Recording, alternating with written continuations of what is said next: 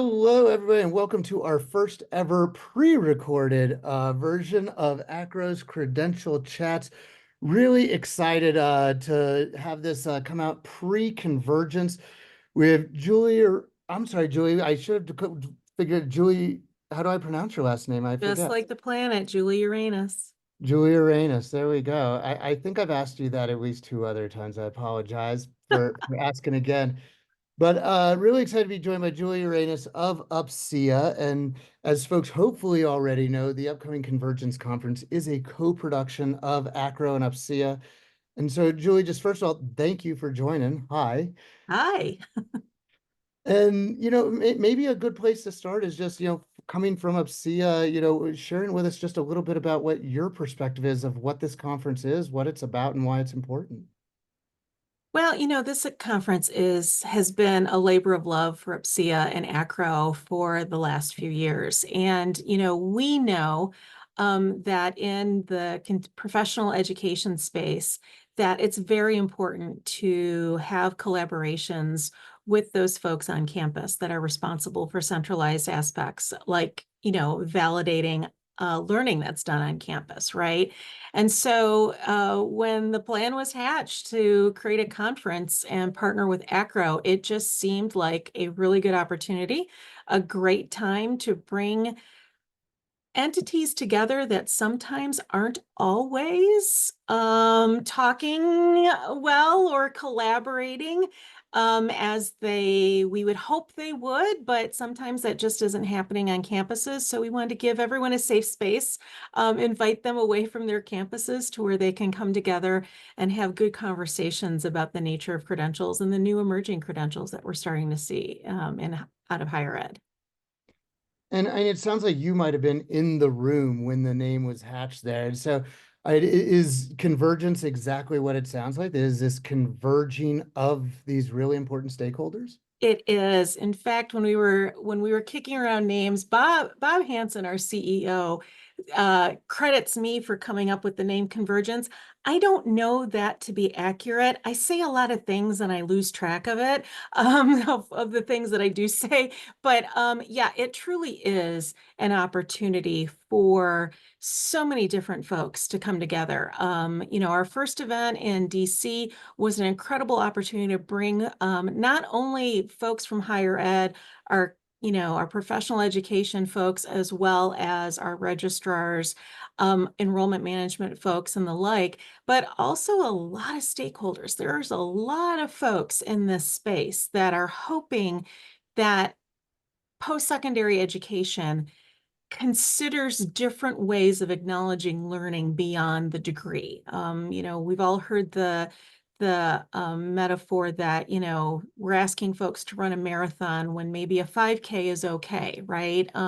Or could be of value to someone. And as someone who has done the app Couch to 5K, I know that you're not joking around. Even a 5K is an effort. And so, we want to make sure that we have a great environment and a great opportunity for folks to hear about things that are happening outside of their campus, Hmm. and as well as in that whole space of workforce, which sometimes post-secondary institutions don't have the strongest ties or liaisons into that world.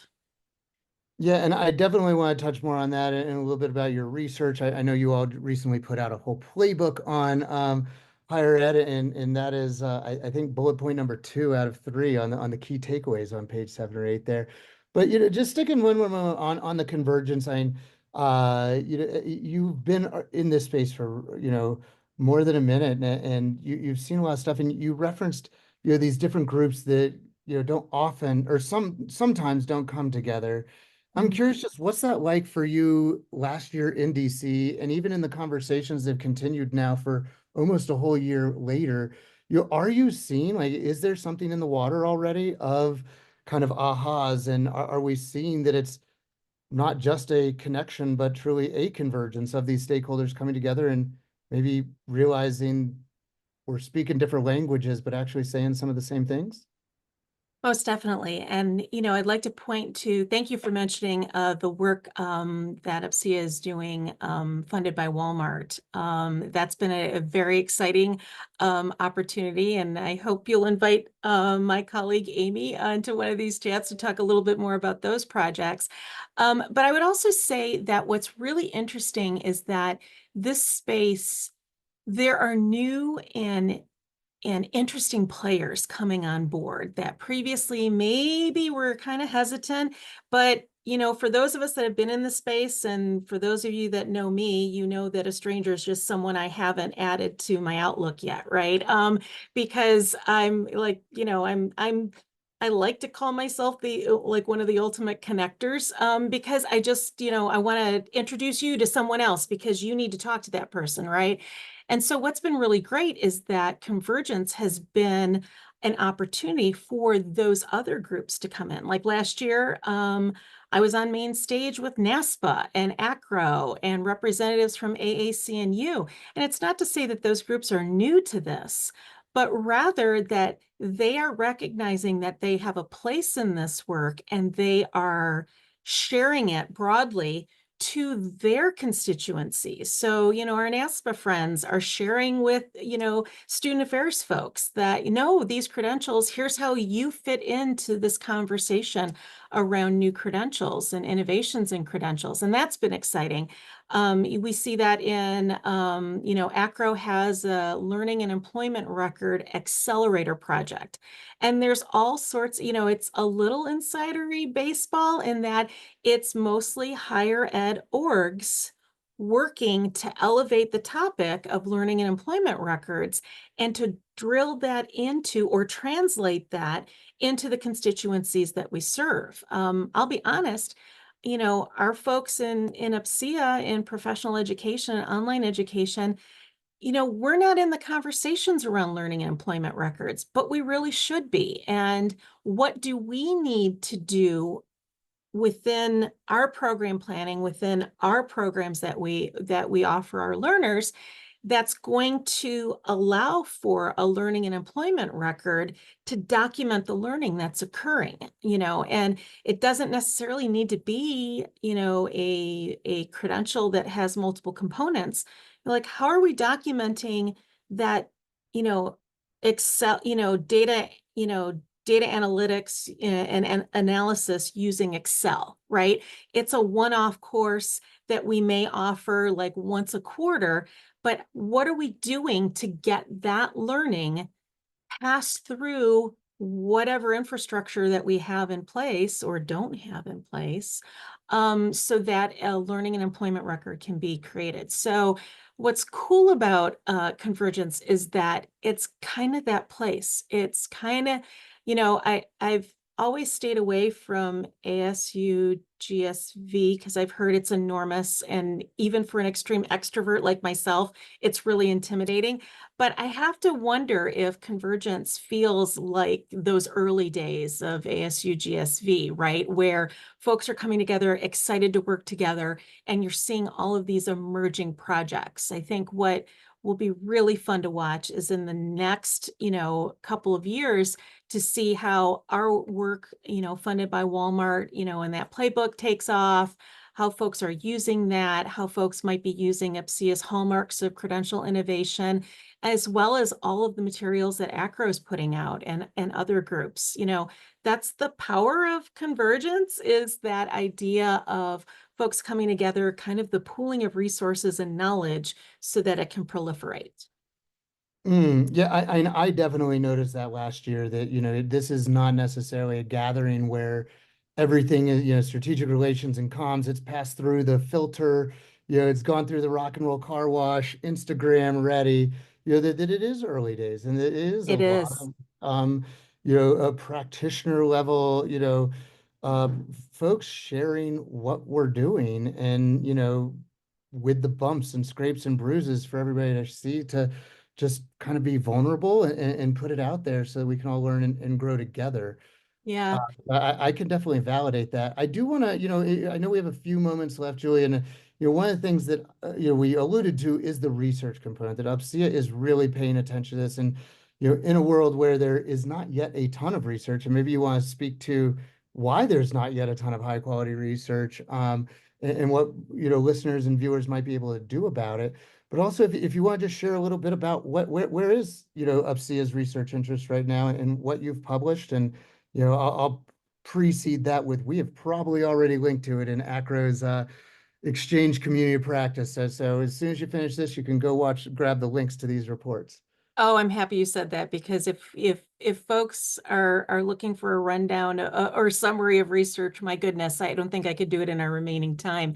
But I'll say that we're very focused, as well as so many other entities in this space, around the impact of credentials, both on the learner, on the institution, and really in the space.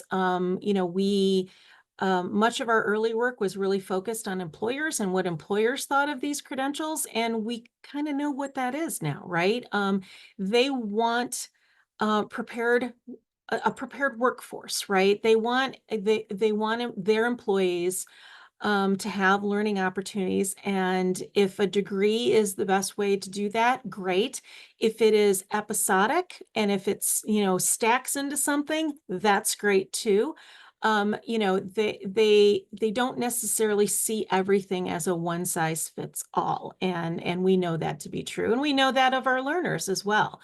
There's no one, way to go through college necessarily. We know how many administrators would like folks to go through college, which is you'll be an 18 through 24-year-old and you'll live on campus and you'll do those things.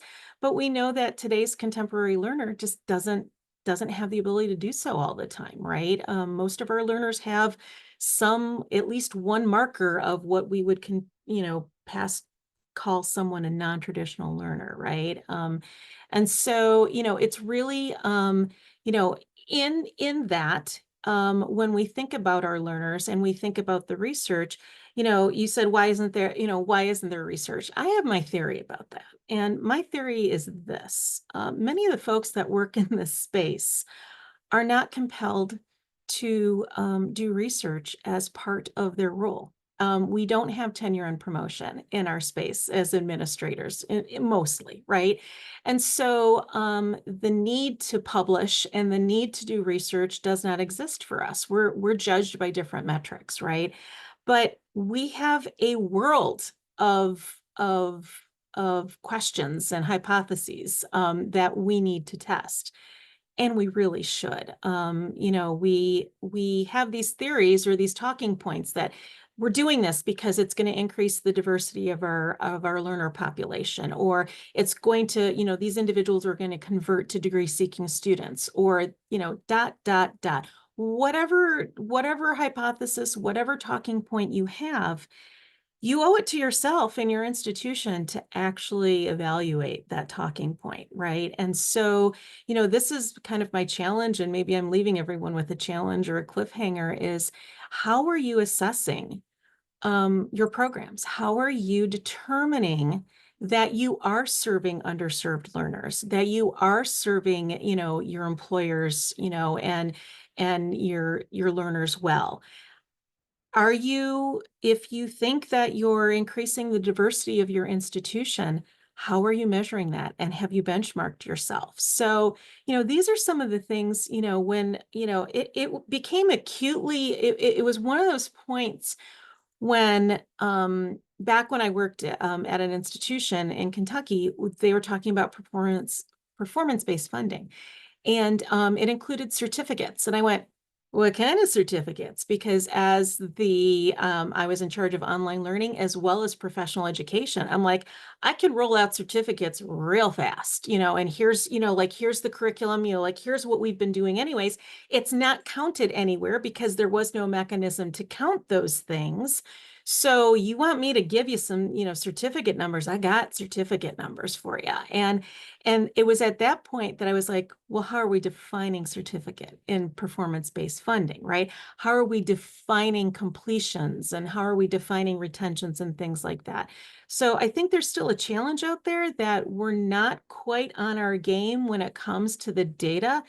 And it's in that data that makes the research possible, that makes this, the opportunity for us to confirm or disprove our assumptions or our talking points about, the work that we do. I love an interview that ends with a challenge. And so, I think that especially to this audience that, as soon as you say certificates, I think anybody watching this from the AACRAO community probably is thinking big C, little c, what kind Exactly. of, and I think as the people who specialize in, formal records, you issue a real great call to action that, part of where the research and data is going to come from is from our involvement in helping to make sure that we're collecting it and storing it in accessible ways. Julie Uranie, thank you so much for taking the time out of your afternoon for our first ever pre-recorded Credential Chats. And really excited to see you in just a few weeks in New Orleans. If is the conference officially sold out, or is there any way It is people? officially sold out. Registration had to close earlier this week. At the date we're taping this on the 12th. Can I say that? Sure. Sorry, I just did. But yeah, we did have to close it out, and so that's the second straight sellout for this event. So I think actually the challenge is get yourself registered for next year, because this is the conference to really attend if you're in this space. Awesome. Well, Julie, thank you so much for joining us. Have a great rest of your week, and have a badge-worthy week, everybody who's watching this. Bye-bye.